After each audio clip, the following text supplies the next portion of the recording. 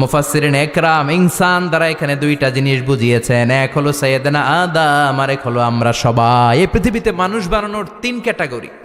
Category number 1, মাও নাই বাবাও নাই। এই সিস্টেমে আল্লাহ কারে বানাইছে? কথা বলেন। আবার শুধুমাত্র মা আছে বাবা নাই, এই সিস্টেমে কাকে বানালেন? আবার বাবাও আছে মাও আছে, এই সিস্টেমে কারে বানালেন? আমাদেরকে বানালেন। আবার সাইয়েদনা আদমকে আল্লাহ যখন বানালেন, তিনি বানালেন মিন তিনিন লাযিব, এঁটেল মাটি থেকে বানালেন।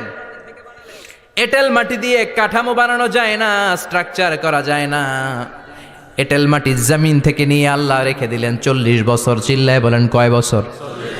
আর আকাশকে বললেন ইয়া সামা ওয়ামতিরি আলাইহি 40 সানা, ও আকাশ এই মাটির উপরে 40 বছর তুমি বৃষ্টি দাও। 40 বছর এঁটেল মাটির উপরে বৃষ্টি জমতে জমতে জমতে জমতে এটা হয়ে গেল হামাইম মাসনুন, কাদামাটি। সুবহানাল্লাহ পড়েন। কাদামাটি থেকে গেল 40 বছর। কাদামাটি থেকে আল্লাহ সাইয়েদনা আদম আলাইহিস সালামের ডাইস বানালেন।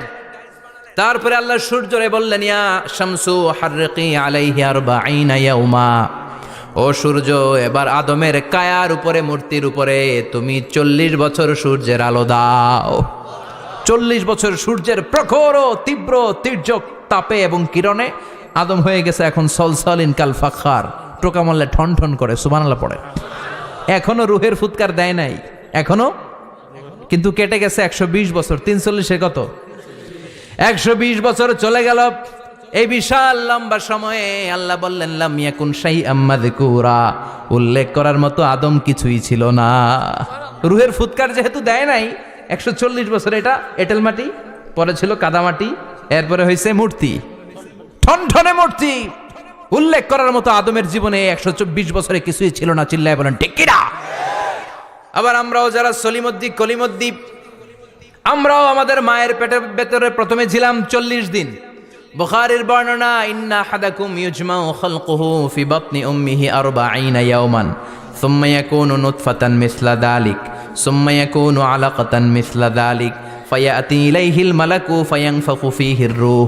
আমরা যারা সলিমদ্দি কলিমদ্দি, আমরা আমাদের মায়ের পেটের ভেতরে 40 দিন ছিলাম নুতফা, এক ফোঁটা বীর্য। তারপরে 40 দিন ছিলাম আলাকা, রক্তপিণ্ড। তারপরে 40 দিন ছিলাম মুদগা, গোশতপিণ্ড। 340 120 দিন। কয় দিন?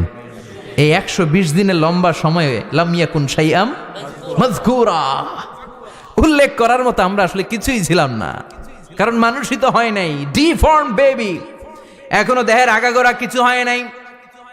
120 দিন পর ফেরেশতা এসে আমার দেহের মধ্যে ফুৎকার দিয়ে যায়, তখন আমার হার্ট পার্টিশন চালু হয়ে যায়, আমার হার্টবিট চালু হয়, সিস্টলিক ডায়াস্টলিক, এই যে ধপ ধপ ধপ, এই প্রেশারটা ছাড়া মানুষ বাঁচে? ফুসফুসের কাজ কি? খালি ধপ ধপ করে, দম টানে আর দম নেয়, দম ফুরাইলে ঠুস। হায় রে মানুষ রঙিন ফানুষ, দম ফুরাইলে তবু তো ভাই কারোরই নাই একটুখানি। হায় রে মানুষ রঙিন ফানুষ, রঙিন ফানুষ, হায় রে মানুষ। সুবহানাল্লাহ। আমরা ছিলাম নুতফা, আলাকা, মুদগা, sperm drop, then blood clot, and finally the little flesh.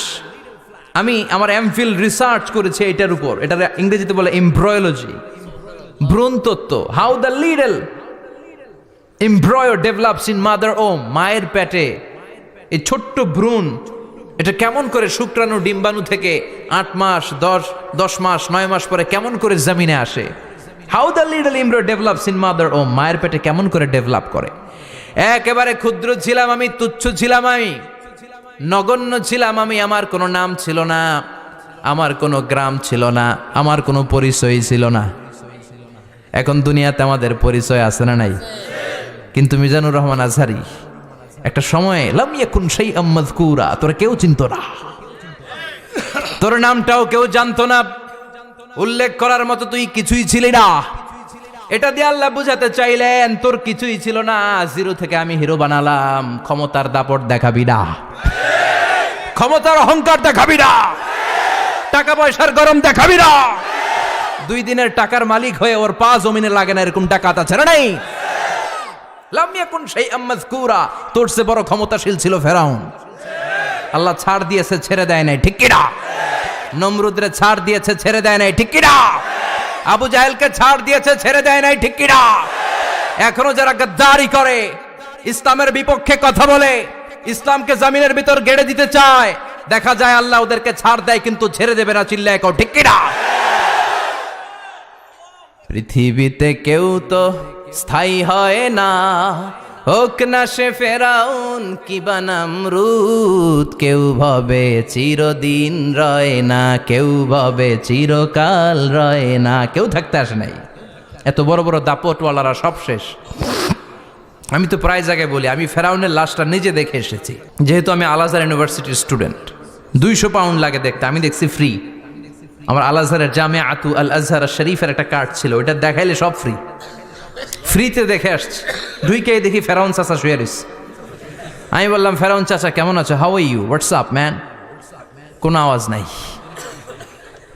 আমি জিজ্ঞেস করেছি তাকে, কেমন আছো তুমি, কি অবস্থা, কেমন যাচ্ছে তোমার? হোয়াটসঅ্যাপ, কোনো আওয়াজ নাই। আমি অবাক হয়েছি, এই লোকটার হুঙ্কারে মিশরের জমিন থার থার করে কাঁপতো, আজকে ওরা শেষ করে দিছে কে?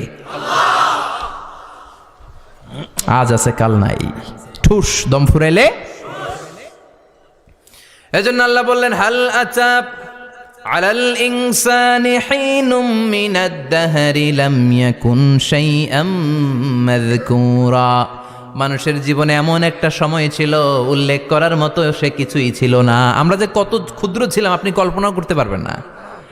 ফালইয়ানযুরিল ইনসানু মিম্মা খুলিকা মিম্মা ইন দাফিক ইয়াখরুজু মিন বাইনিস সুলবি ওয়াত তারাইব। বাবার পৃষ্ঠদেশ থেকে, মায়ের বক্ষদেশ থেকে দুইটা মিলিত হয়ে মায়ের জরায়ুর ভেতরে তোরে সেট করলো কে? আমরা ছিলাম শুক্রাণু। শুক্র চিনেন? স্পার্ম। শুক্রও ছিলাম না আমরা, শুক্রাণু মানে শুক্রের অণু। ডিম্ব আমরা ছিলাম না, আমরা ছিলাম ডিম্বাণু মানে ডিম্বের। আরবিতে বলে আল বুয়াইদা আল উনসাউইয়া। এক ফোঁটা বীর্যের ভেতরে, এক ফোঁটা শুক্রের ভেতরে 20 কোটি অণু থাকা লাগে। ওই 20 কোটির একটা ছিলাম আমি। 20 কোটির একটা ছিলেন আপনি। উল্লেখ করার মতো আমি কিছুই ছিলাম না, আমরা কিছুই ছিলাম না। চিল্লা এখন ঠিক কিনা? আল্লাহ বললেন, লাম ইয়াকুন শাইআম মাযকুরা, কিছুই ছিল না। স্পার্ম ড্রপ আর ওভাম দুইটাকে মিলিয়ে আমি আল্লাহ করে ফেললাম জাইগোট। সেইটারে আমি বানালাম এমব্রয়ো, ভ্রূণ, ব্যাঙ্গাচির মতো। শীত বর্ষাকালে বৃষ্টির পরে দেখবেন ব্যাঙ্গের বাচ্চাগুলো খালি ছোটাছুটি করে, তাই না? কালো কালো দেখা যায় না? আমি আপনি আমরা প্রত্যেকে এরকম ব্যাঙ্গের বাচ্চার মতো ছিলাম। হাত পা তো দূরের কথা, ব্যাঙ্গের বাচ্চার মতো ছিলাম।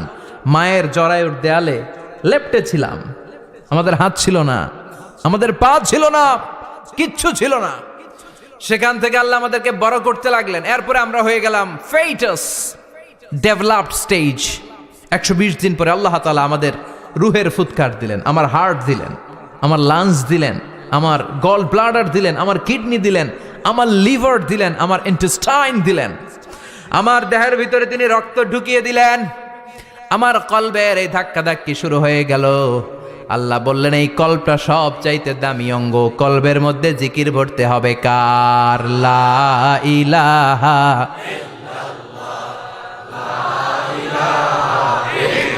লা ইলাহা ইল্লাল্লাহু মুহাম্মাদুর রাসূলুল্লাহ সাল্লাল্লাহু। কলবের ভেতরে ভরতে হবে আল্লাহর জিকির। অনেকেই কলবের ভেতরে ভরে আয়না, আছে না নাই? আয়না বসাইয়া দে মোর দয়াল বাবা, কেল্লা কাবা আহেনার কারিগর। আয়না বসাইয়া দে মোর। তোর বাবার কলবেই তো আয়না নাই, তোরই কি আয়না দিবে বেটা? বিশ্বনবী কখনো বলেছেন কলবে আয়না বসাতে? বিশ্বনবীর সাহাবারা কলবে বসাতে হবে আল্লাহর জিকির। আলা বিযিক্রিল্লাহি তাতমাইন্নুল। দুনিয়ার কোনো কিছু কলবকে ঠান্ডা করতে পারে না, একমাত্র আল্লাহর জিকির ছাড়া। এজন্য আল্লাহ বললেন, হাল আতা আলাল ইনসানি হিনুম মিনাদ দাহরি লাম ইয়াকুন শাইআম মাযকুরা। প্রতিটা মানুষের জীবনে এমন একটা সময় ছিল উল্লেখ করার মতো কিছুই ছিলাম না। এই আয়াতটা যখন ইসলামের প্রথম খলিফা বিশ্বনবীর ডান হাত সাইয়েদনা আবু বকর পড়তেন, তিনি শুধু কান্না করতেন, চোখের পানি ফেলতেন আর বলতেন লাইতাহা তাম্মাত, হায় হায় আমার পুরো জীবন যদি এভাবেই কেটে যেত। লাম ইয়াকুন শাইআম মাযকুরা, মায়ের পেটের ভিতরে যখন ছিলাম, কিছুই যখন ছিলাম না, এরকমই যদি থাকতাম কতই না ভালো হতো।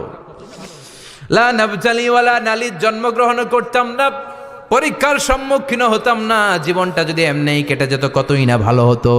এজন্য আল্লাহ বললেন প্রতিটা মানুষের জীবনে এমন একটা সময় ছিল উল্লেখ করার মতো সে কিছু ছিল।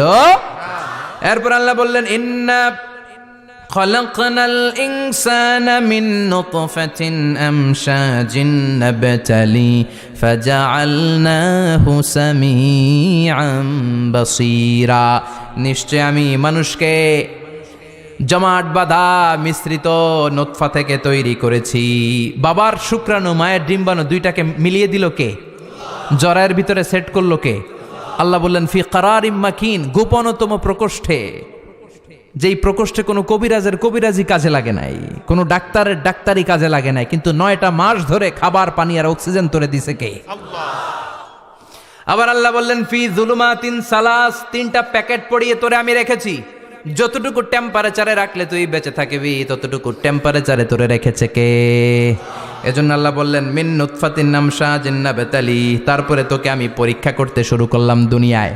দুনিয়াতে আমাদের জন্য পরীক্ষা আছে না নাই? যে আল্লাহর কাছে যত প্রিয় তার পরীক্ষাও তত। আসাদুন নাসি বালাআন আল আম্বিয়া, দুনিয়ার মধ্যে সব চাইতে বেশি আল্লাহ পরীক্ষা করেছেন নবীদের, ঠিক কি না? সাইয়েদনা ইউসুফ আলাইহিস সালাম 10 বছর জেলে বন্দী ছিলেন, বিশ্বনবী 3 বছর জেলে বন্দী ছিলেন। শিয়াবে আবি তালেবের জেলখানায় বিশ্বনবী ছিলেন কি ছিলেন না? এজন্য জেল জরিমানা মুমিন ভয় পায় না, ঠিক কি না? আল্লাহ বললেন নাবতালি, তোকে আমি পরীক্ষা করব ভয় দিয়ে, ক্ষুধা দিয়ে, সম্পদের হানি ঘটিয়ে, প্রাণ নাশের হুমকি দিয়ে। ইসলামের কথা বলা এত সোজা না। আপনি ইসলামের কথা বলবেন, আপনার বিরুদ্ধে ষড়যন্ত্র আছে না নাই? কিন্তু এগুলো দেখার আমাদের সময় আছে নাকি? আমরা কোরআনের কথা বলেই যাব, কোরআনের শান্তির বাণী বিশ্বব্যাপী আমরা ছড়িয়েই দিব, ঠিক কি না?